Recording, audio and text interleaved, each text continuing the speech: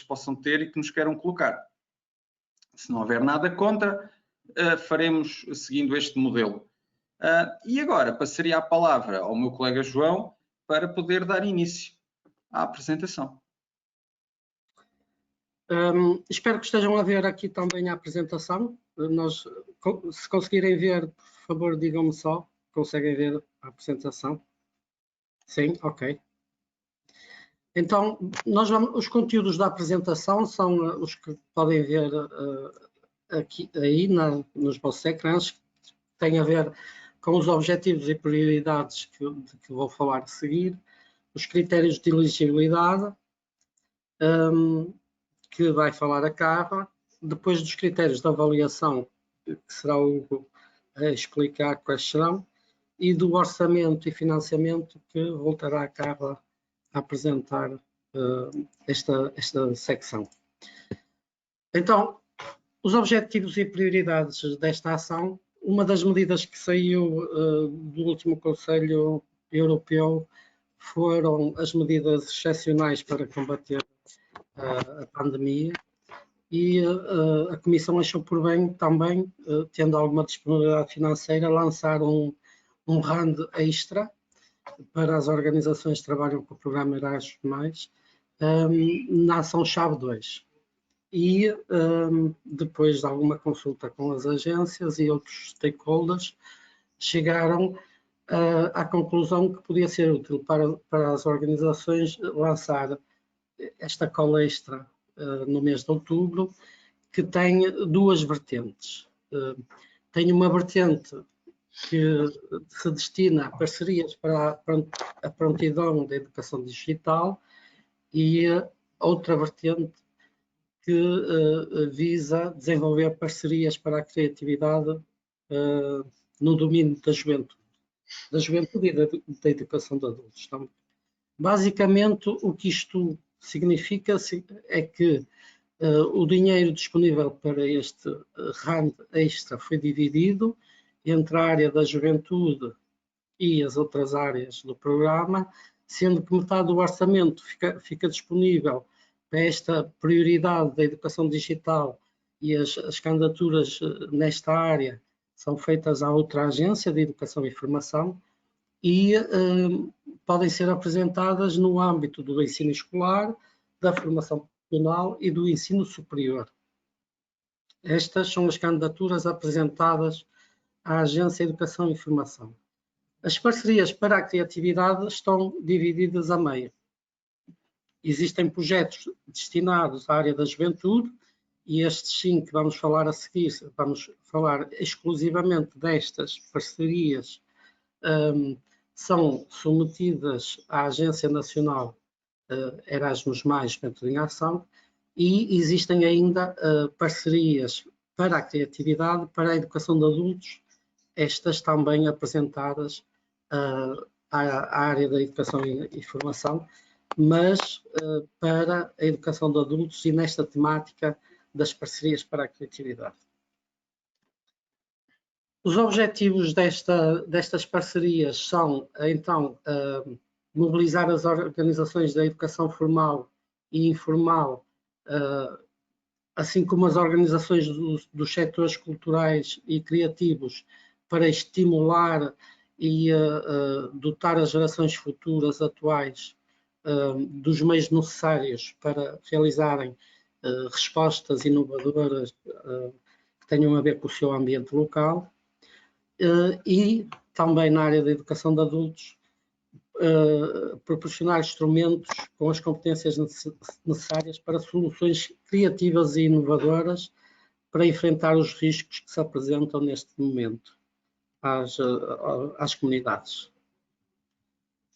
Em termos de prioridades e objetivos, será dada prioridade a atividades de aprendizagem ao longo da vida e atividades de educação informal e não formal, em especial na área da juventude, no âmbito da animação juvenil, e que tenham uma componente cultural e criativa. Será dada ainda prioridade a atividades que visem a criação de emprego, o desenvolvimento sustentável e a inclusão social através das artes. Pretende-se ainda com estas parcerias estratégicas que existam abordagens de diálogo participativas, atividades intersetoriais, que associem áreas da educação, da formação e da juventude a áreas dos setores culturais e criativos. Para além destas prioridades, as organizações podem, estas são, digamos, as prioridades obrigatórias ou aquelas que vão ser mais relevadas na avaliação dos projetos. Mas as organizações, quando elaborarem os seus projetos, podem escolher outras prioridades que estão presentes no programa Erasmus+, em especial na Ação-Chave 2, e também acrescentar estas prioridades horizontais do programa ou específicas do setor da juventude, por exemplo, para poderem elaborar os seus projetos. Quais são as atividades possíveis de realizar neste tipo de parcerias? Por um lado, poderão realizar projetos de colaboração em rede. As organizações podem se juntar a outras organizações de outros países, já vamos falar dessas regras, e desenvolver projetos comuns, trabalho em rede nas áreas da inclusão, da transformação digital e de outras áreas que possam escolher, sempre ligados a estas áreas da cultura. Por outro lado, podem desenvolver projetos que visem testar ou aplicar práticas inovadoras no domínio da juventude, no nosso caso. Podem também desenvolver atividades que visem reconhecer e validar as competências e conhecimentos dos jovens em atividades de educação não formal, sistematizar estes conhecimentos e arranjar esquemas de reconhecimento destas competências. Podem ainda organizar projetos de cooperação com autoridades regionais, por exemplo, entidades públicas que trabalham na área cultural e que as organizações do setor juvenil se queiram associar para desenvolver atividades neste âmbito, podem fazer essas parcerias. E, por fim, isto é só um destaque, não é exaustivo, mas destacamos ainda nesta apresentação a formação de profissionais, no nosso caso, do setor da juventude.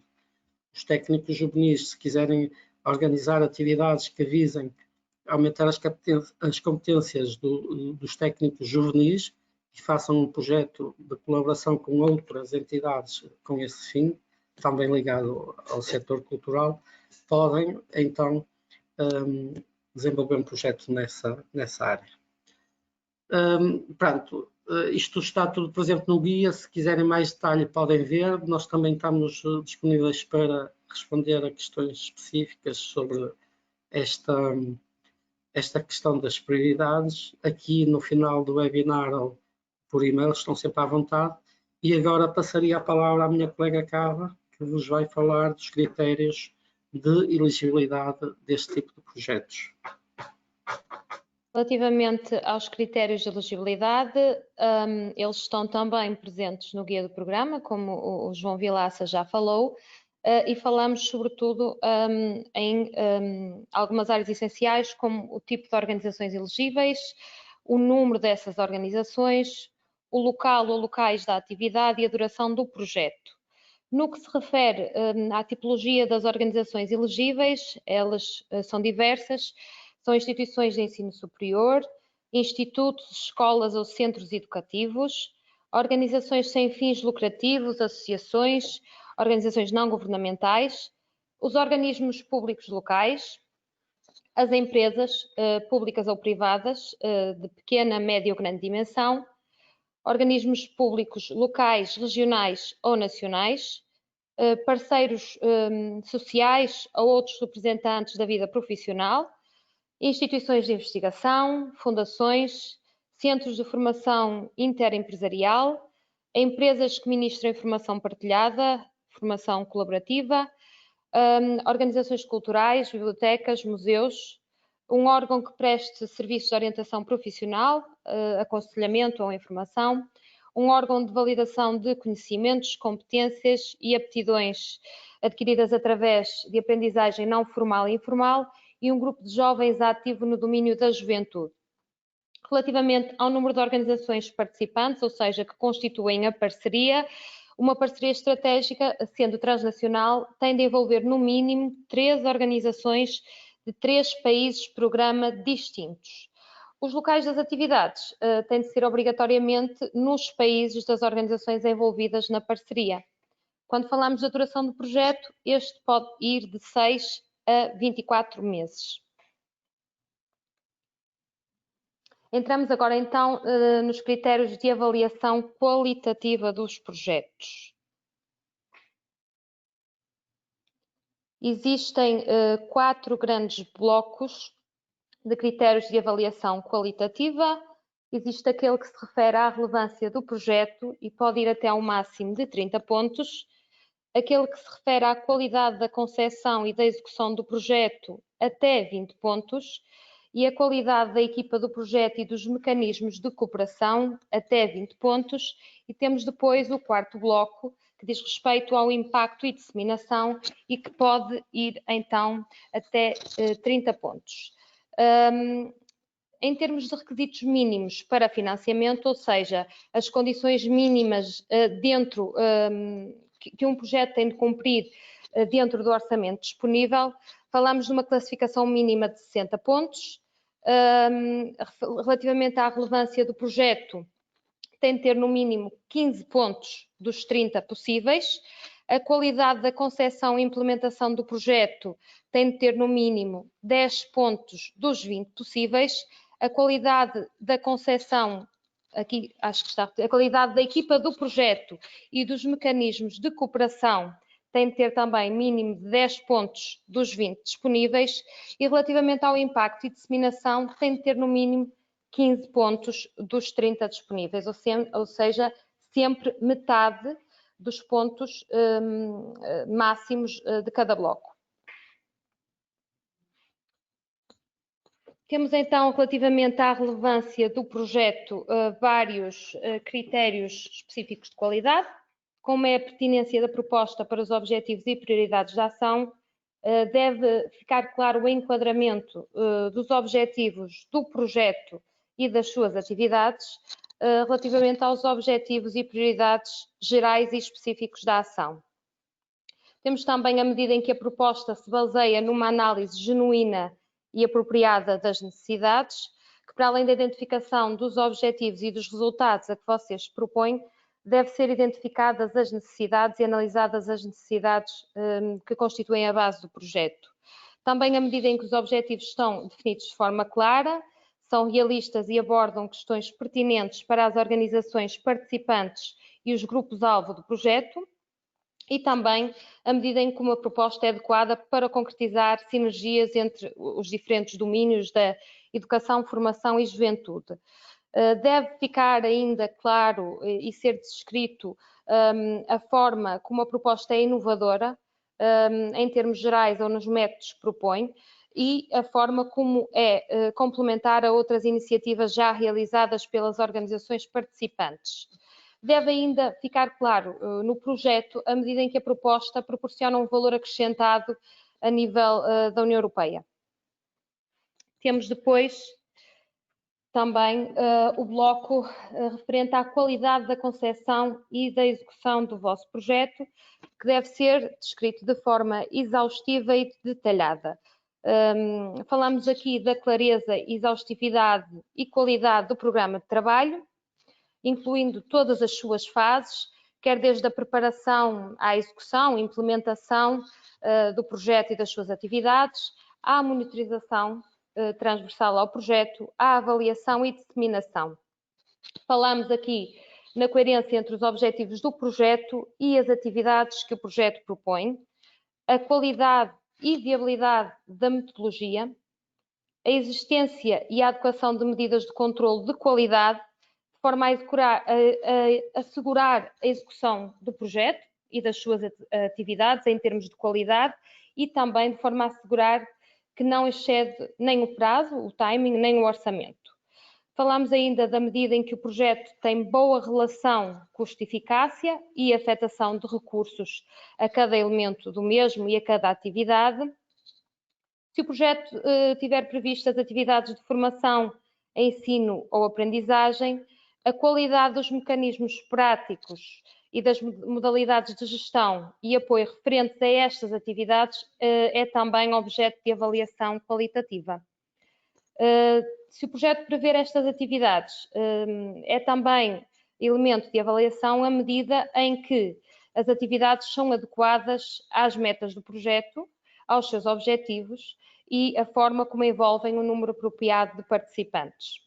Caso o projeto preveja atividades de formação, ensino e aprendizagem, tal como os dois elementos anteriores, será também objeto de avaliação qualitativa a qualidade dos mecanismos propostos para reconhecimento e validação dos resultados da aprendizagem, em conformidade com os instrumentos de reconhecimento e transparência e os princípios europeus.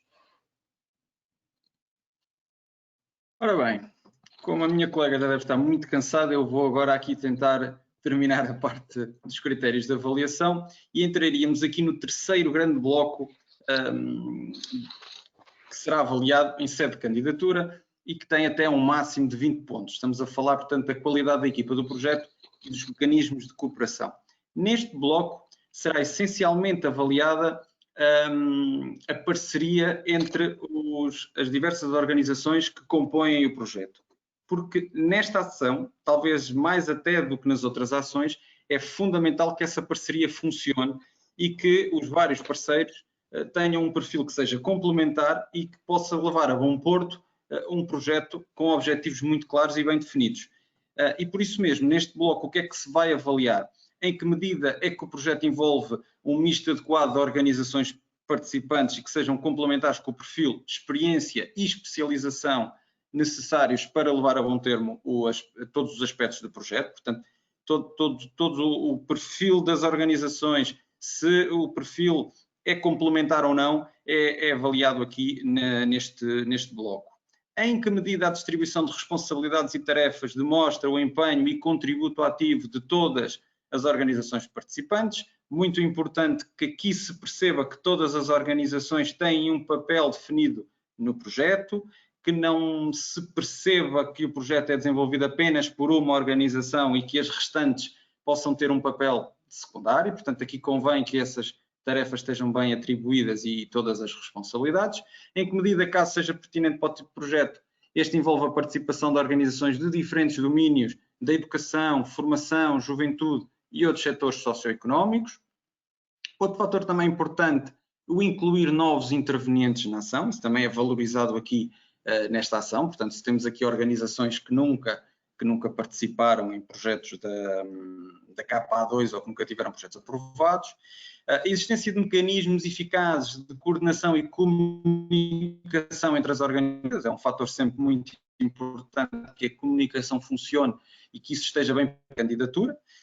E se for aplicável, em que medida o envolvimento de uma organização participantes e um país parceiro apresenta um valor essencial ao projeto, e se esta condição não for preenchida, o projeto não será considerado para seleção. Este aspecto é bastante importante porque isto pode acontecer e já aconteceu. Portanto, se o projeto envolver organizações de entidades que sejam de um país parceiro, tem que ser evidente a mais-valia que essa organização ou que essas organizações tragam para o projeto, porque se isso não for claro, se o avaliador entender que não é claro, o projeto automaticamente terá pontuação negativa para funcionamento, para financiamento, peço desculpa, independentemente da classificação que possa ter os outros blocos. Entramos agora no último bloco de avaliação, o impacto e disseminação, também um bloco bastante importante e por isso mesmo pode ir até 30 pontos de pontuação máxima. E aqui o que é que nós vamos avaliar? Vamos avaliar a qualidade das medidas para avaliar os resultados do projeto, portanto é importante que isso seja feito. A avaliação dos resultados que o projeto obteve e que foram desenvolvidos através das suas atividades, o impacto potencial do projeto para os participantes e para as organizações envolvidas durante e após o período de vigência do projeto, o impacto potencial do projeto exteriormente às organizações e aos indivíduos que participem diretamente no projeto. Estamos aqui a falar a nível local, a nível regional, a nível nacional e ou europeu. Portanto, aqui a avaliação de impacto é muito importante, tem um peso muito grande aqui neste bloco. E a qualidade do plano de disseminação, ou seja, a adequação e a qualidade das medidas que visam partilhar os resultados do projeto, dentro e fora das organizações participantes. Caso seja pertinente a medida em que a proposta descreve de que forma os materiais, documentos e suportes apresentados serão disponibilizados gratuitamente e promovidos através de licenças abertas. Isto é importante porque, de facto, um dos grandes objetivos que se pretende quando se está a financiar projetos da KA2 é que depois os resultados do projeto possam ser disponibilizados para a comunidade em geral. Ou seja, que não haja qualquer entrave a que qualquer um de nós possa ter acesso aos resultados do projeto. Portanto, esta questão aqui é bastante importante.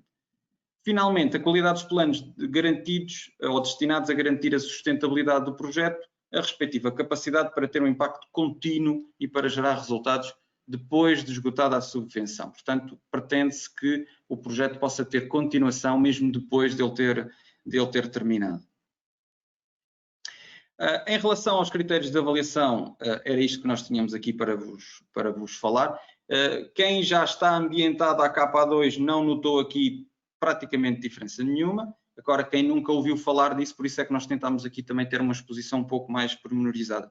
Se entrarmos no orçamento e financiamento, as regras também são as mesmas que já existiam para a KA2 tradicional, seja apoio à inovação ou intercâmbio de boas práticas.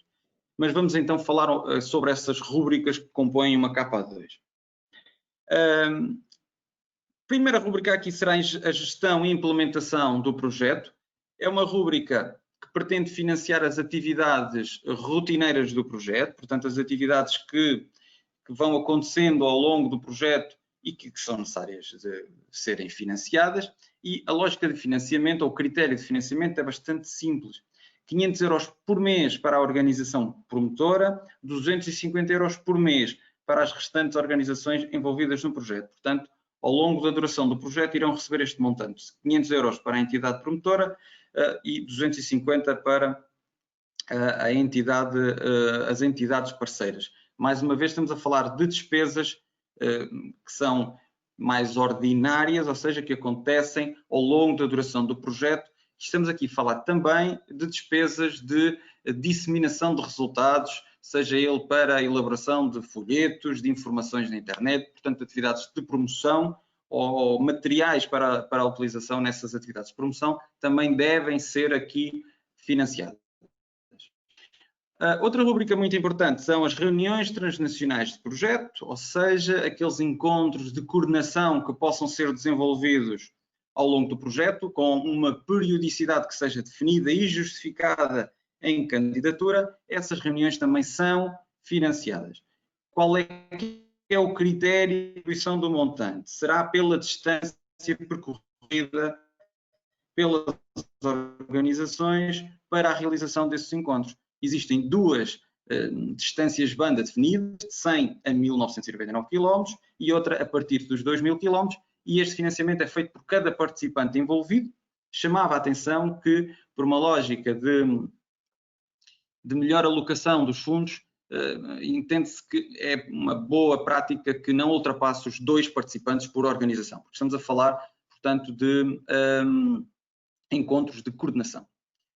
Depois também temos os custos excepcionais que servem para a contribuição para custos reais relacionados com a subcontratação ou compra de bens e serviços. São despesas excepcionais, muita atenção, e que têm que estar muito bem justificadas em candidatura. Estamos a falar, por exemplo, da subcontratação de serviços especializados que não existem nas organizações que compõem essa parceria e que podem aqui ser solicitados. Estamos a falar, portanto, de despesas reais, que depois será necessária a apresentação de fatura para justificar essas mesmas despesas, e será pago a 75% do montante real que foi efetivamente pago. Temos também o apoio para as necessidades especiais, que também são custos reais, como acontece, por exemplo, nos custos excepcionais, mas aqui tem a ver com a participação direta de jovens com deficiência, ou seja, todo o apoio que seja necessário financiar para que esses jovens com deficiência possam participar no projeto e nas atividades, podem aqui ser solicitados esses custos e serão pagos a 100%, mediante também a apresentação de faturas que comprovem o gasto efetivamente feito. E agora a Carla vai também ajudar e terminar a parte de financiamento, não é? Sim. Entramos agora na rúbrica referente aos outputs intelectuais, aqueles que são os produtos intelectuais do projeto, os resultados tangíveis. Este montante é atribuído em função da tipologia de recurso humano alocado a este produto intelectual. Temos, por exemplo, 164 euros por dia de trabalho por gestor. Esse valor por investigador, ou docente, ou formador, ou animador de juventude é de 137 euros por dia de trabalho no projeto. Temos depois para técnico 102, para pessoal administrativo 78. Ao falarmos dos produtos intelectuais, dos resultados do projeto, estamos a falar de programas curriculares, materiais pedagógicos e de animação de juventude, recursos educativos abertos, ferramentas ligadas às tecnologias, análises, estudos, ou seja, é muito diverso. É aquilo que é o produto ou o resultado palpável, tangível do projeto. Temos ainda a rúbrica referente aos eventos multiplicadores, em que é atribuído um valor de 100 euros por participante local, 200 euros por participantes internacionais, até um máximo de 30 mil euros por projeto. Estes custos estão associados à organização de conferências, seminários e eventos nacionais ou transnacionais que visem multiplicar, disseminar e partilhar os produtos intelectuais realizados pelo projeto. Ou seja, esta rúbrica está intrinsecamente ligada à rúbrica dos outputs intelectuais. Temos depois, ligada às atividades de ensino, formação ou aprendizagem, a rúbrica referente a viagens, que é a contribuição para as despesas de deslocação dos participantes, o que inclui os acompanhantes e que tem em conta a distância do local de origem para o local de atividade. A atribuição do montante é realizada mediante a distância banda aplicável e podem verificar aqui na apresentação também que se inicia a atribuição nos 10 km, de 10 a 99 km são 20 euros por participante e que, por exemplo, a distância banda máxima são 8.000 km ou mais, com a atribuição de 1.300 euros por participante. Temos depois também ligado às atividades de ensino, formação, aprendizagem, os custos referentes a apoio individual, que são custos unitários por dia, para a cobertura de despesas de subsistência dos participantes, que inclui, tal como a rúbrica anterior, os custos referentes a acompanhantes. Temos depois também aqui a regra de até 14 dias de atividade, 90 euros por dia por participante, de 15 a 60 dias, 63 euros por dia por participante e de 60 dias a 12 meses, 45 euros por dia por participante. Isto para tarefas de ensino e formação a longo prazo ou mobilidade de trabalhadores jovens a longo termo. Depois, para os eventos de formação de pessoal a curto prazo, temos até 14 dias de atividade, 100 euros por dia por participante e de 15 a 60 dias de atividade, 70 euros por dia por participante. Temos depois outra rúbrica financeira ligada ao apoio linguístico, que são custos ligados ao apoio oferecido a participantes, que tem como objetivo melhorar o conhecimento da língua, quer seja a língua de instrução ou de trabalho. E é apenas para atividades que durem de 2 a 12 meses, com a atribuição de 150 euros por participante. Temos ainda custos excepcionais, que são diferentes dos custos anteriormente referidos pelo meu colega Hugo, porque neste caso são despesas de deslocação onerosa de participantes que estão ligadas ou que incluem a utilização de meios de transporte mais ecológicos e com menos emissões de carbono. São custos de viagem acrescidos, é até um máximo de 80% dos custos elegíveis e também com base na entrega de comprovativos dos custos e das despesas realizadas. E em termos de rubricas financeiras e orçamentais, temos aqui a síntese daquilo que é aplicável a estas parcerias.